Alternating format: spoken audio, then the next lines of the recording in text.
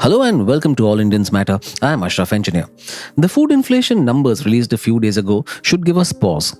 Food inflation makes up just under half of the overall consumer price index basket, and it eased to 9.04% in November from 10.87% in October. While the number has fallen, it remains too high for comfort and is way over the 4% tolerance limit set by the Reserve Bank of India or RBI. This is why the RBI did not lower interest rates despite pressure from the government. Food prices moderated on the back of a bumper summer harvest helped by a decent monsoon. Reservoir levels were encouraging, and minimum support prices, the rate at which farm produce procured by the government, were higher.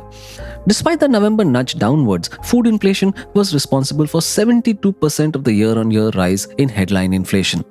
Average food inflation in this fiscal has risen to 8.4% versus 7.5% in the last fiscal. Why are food prices so high, and what can be done about it? All Indians matter. Before we analyze why food prices are high, let's understand that the effect of food inflation varies from income group to income group. This is because the share of spend on food differs in each group. The poor have less money, and so a larger proportion of their earnings are spent on basics like food and fuel. The middle and high income brackets, meanwhile, have more in their pockets, and therefore their discretionary spends are greater than that of the poor, which means the proportion of total spend on food reduces. High food inflation, therefore, hurts the poorer population the most.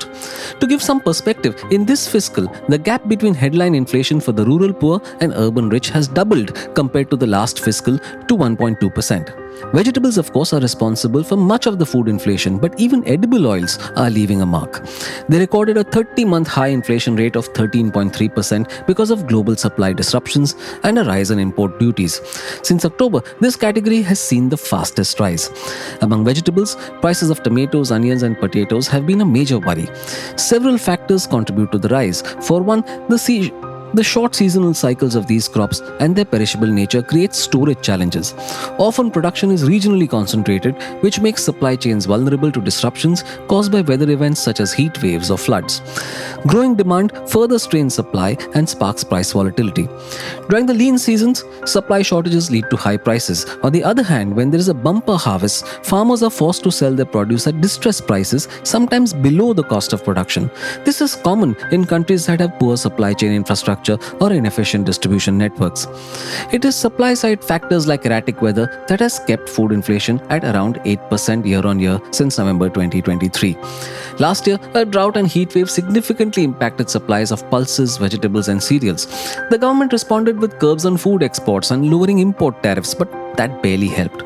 With temperatures in many parts of the country rising 4 to 9 degrees Celsius above normal this year, large volumes of stored vegetables spoiled and the planting of crops such as onions, tomatoes, brinjal and spinach was affected.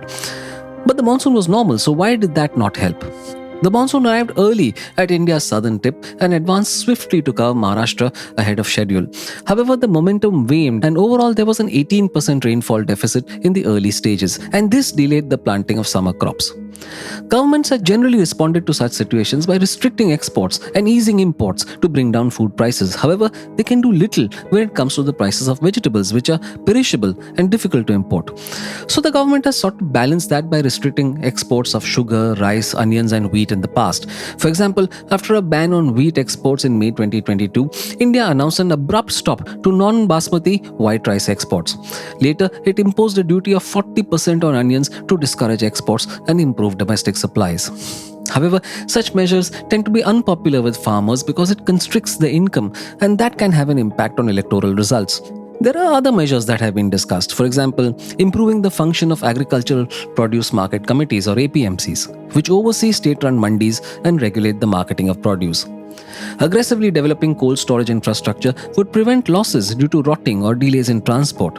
By investing in processing facilities, India could increase crop productivity to stabilize supply and further reduce wastage. These are just some of the measures that could lower supply disruptions and stabilize prices. Let's remember also that India's food price problem could rapidly become the world's problem. Over the years, India has become the world's largest exporter of rice, holding a 40% market share, and the second largest exporter of sugar and onions. If India bans exports of these commodities, it would lead to prices rising across the world due to lower supplies. The impact of this, especially on the global poor, would be significant. Rice is a staple and accounts for much of the calories consumed by millions across Asia and Africa. 42 countries in Asia and Sub-Saharan Africa get 50% of the rice imports from India, rising to 80% in some countries. An export ban on rice in India would mean that this share cannot be substituted with imports from other exporters such as Vietnam, Thailand, or Pakistan.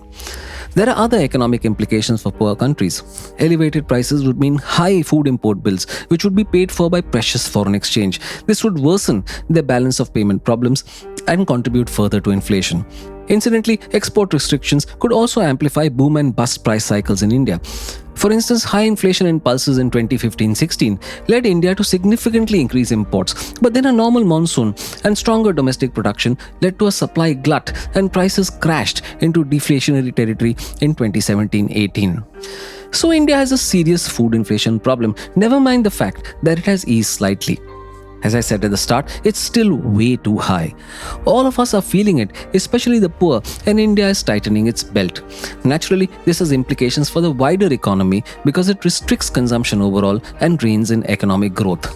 India can't afford that, and nor can it afford vast swathes of its population struggling to put a basic meal on the table.